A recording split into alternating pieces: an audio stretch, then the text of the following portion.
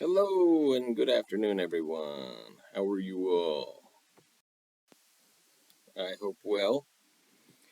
Okay, so as was promised, today we are doing a class on the history as well as Marvel Comics background. So, for those of you who, obviously it's a huge thing. It's everywhere. There's lots of movies out. Oh, and just a heads up, I may need to pause this in just a bit.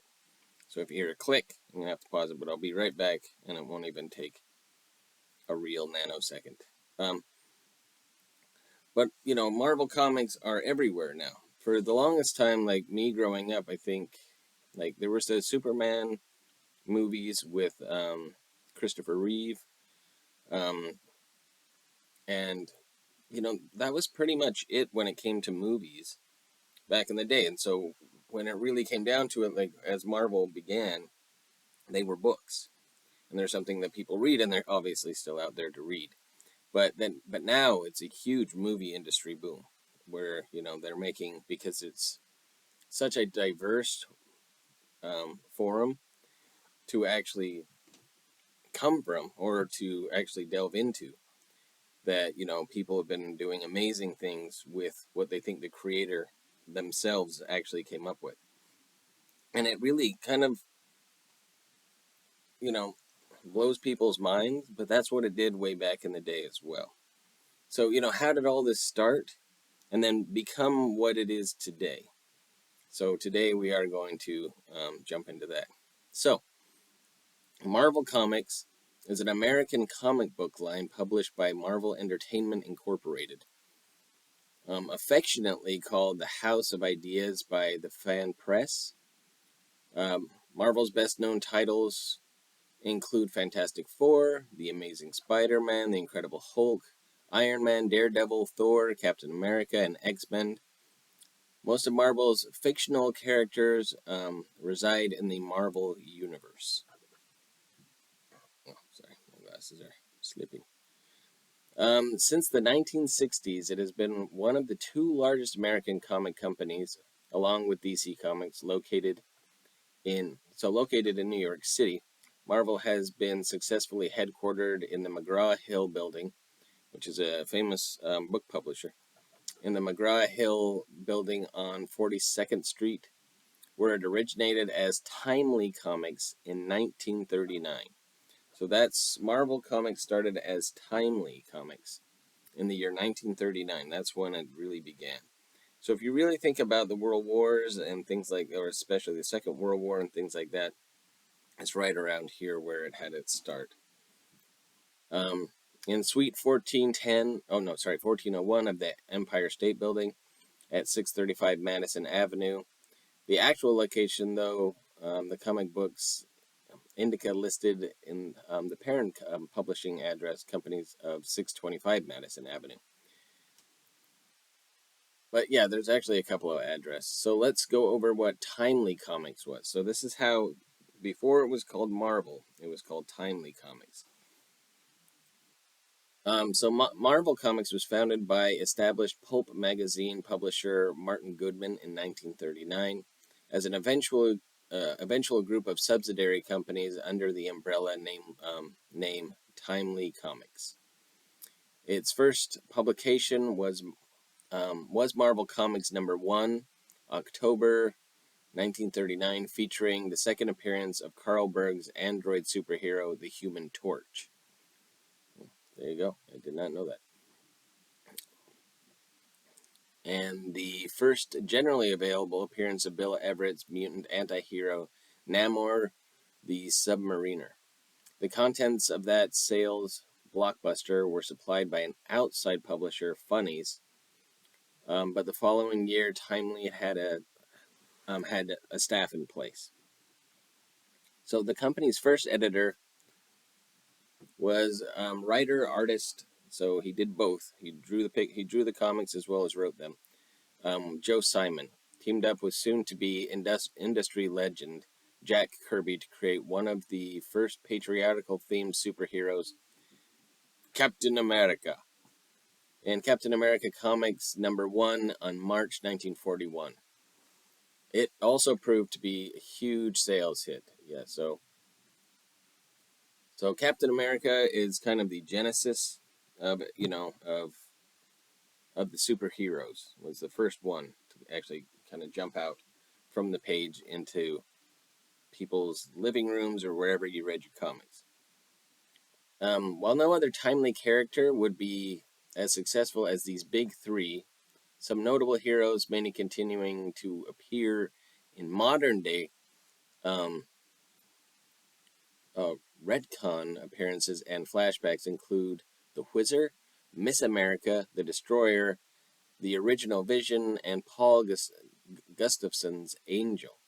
Timely also published one of humor cartoonist Basil Wolverton's best known features, Powerhouse Pepper.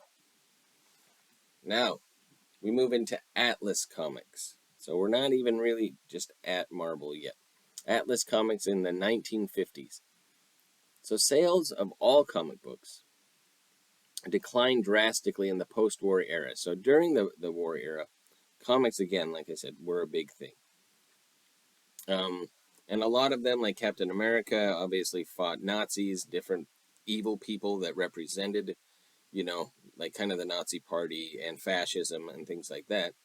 And Captain America, of course, and these superheroes would go out and fight such things. So, but they declined drastically in the post-war era as the superhero Ubermensch archetype, or Overman, which is Ubermensch, archetype popular during the Depression and war years, went out of fashion. Like other comic companies, Timely, generally known as Atlas Comics in the 1950s, so it was still Timely Comics, but it was known as Atlas, followed pop cultural trends with a variety of genres, including funny animals.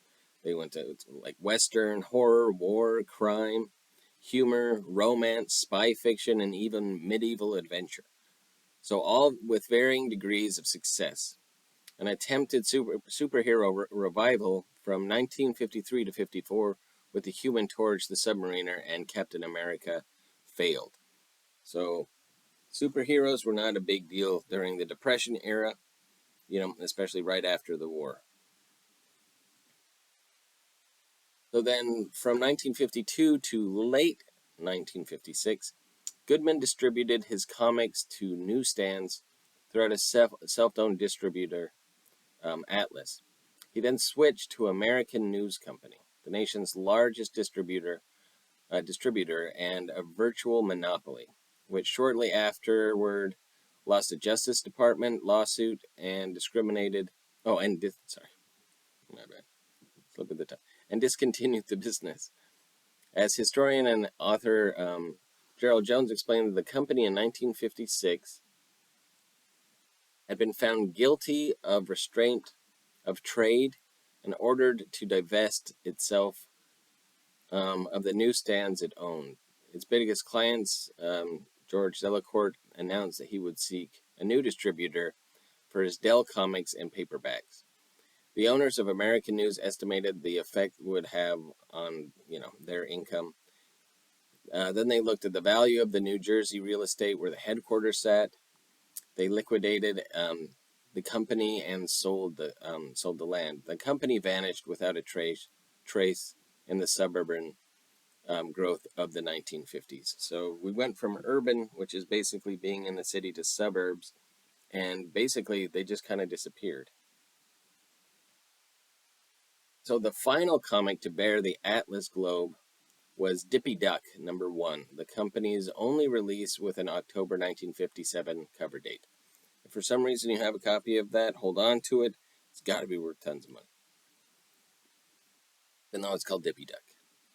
The first comic book labeled Marvel Comics was the science fiction anthology Amazing Adventures #3, which showed the MC box on its cover dated August 1961. It was published May 9th, 1961. So Amazing Adventures Volume 1, #3, the first comic labeled Marvel Comics, and it had MC below Comics code seal, so, Marvel Comics. Cover art by Jack Kirby, with a penciler, and Dick Ayers, who did the ink. At that point, Goodman attempted a new direction by following the current drive in science fiction movie trend, well, launching or revamping 6 titles to offer the genre of story. Strange Worlds #1, World of Fantasy #15, Strange Tales #67, Journey into Mystery #50. So they had a bunch of these smaller titles of sci-fi, which they really started looking at. Instead of just basic, superhero, they went into kind of the science fiction sort of thing. Um, and a lot of and their space fantasy tales that they did proved unsuccessful. And by the end of 1959, most of these titles, Strange Worlds and World Fantasy being canceled, were devoted to B-movie monsters. Most feature a lineup of Jack Kirby drawn stories, often inked by Dick Ayers, followed by Don Heck's atmospheric rendering of jungle prison escapes and weird adventures, or stories by artists such as Paul Reinman or Joe Sinnott, followed by Stan Lee. Steve Ditko, twist ending, I don't know, Bagatelle, which were sometimes daringly self-reflexive. All right, so Stan Lee makes his entrance. Now, Stan Lee is,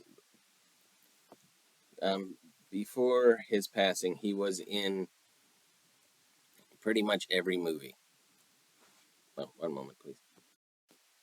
But Stan Lee, because he did so much, was in pretty much all of the comic book movies. He was even in some, like he was in the movie, I think, Mallrats, where they were big. The people in the movie were big on comics, and Stan Lee was, of course, their hero, and he ended up going to this mall. But anyway, so in the 1960s, in the wake of DC Comics' success reviving superheroes in the late 1950s and early 60s, particularly the Justice League of America, Marvel decided to follow suit. So DC Comics actually was the first to go back to superhero. Marvel began it with the Timely Comics, and then went away from it after, during the Great Depression. So then Fantastic Four #1 in 1961, the cornerstone of Marvel and the introduction of a new style of superhero. So same cover artist, so Jack Kirby was the one who really did the drawings, and then, of course, Dick Ayers was the one who kind of made sure everything went in. And they created the Fantastic Four, vaguely reminiscent of adventuring quartet, the Challengers of the Unknown, which Kirby had created for DC. So Jack Kirby apparently went between these two. That I did not know. So he wrote for Marvel, or he drew for Marvel as well as DC.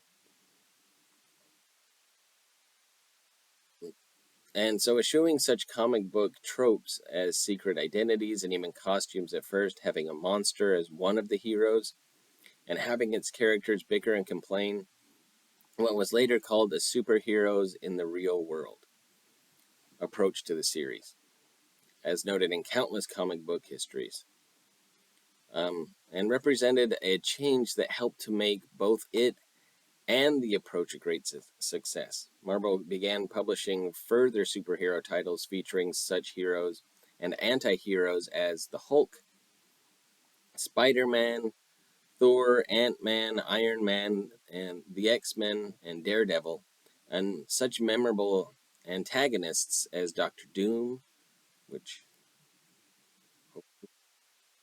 see more of, but Doctor Doom, Magneto, Galactus, the Green Goblin, and Doc Ock, Dr. Octopus. The most successful new series was The Amazing Spider-Man by Stan Lee and Ditko. Marvel even lampooned itself and other comics companies in a parody comic, Not Brand Ech, a play Marvel doubling of other companies as Brand Ech, Then the common phrase brand X.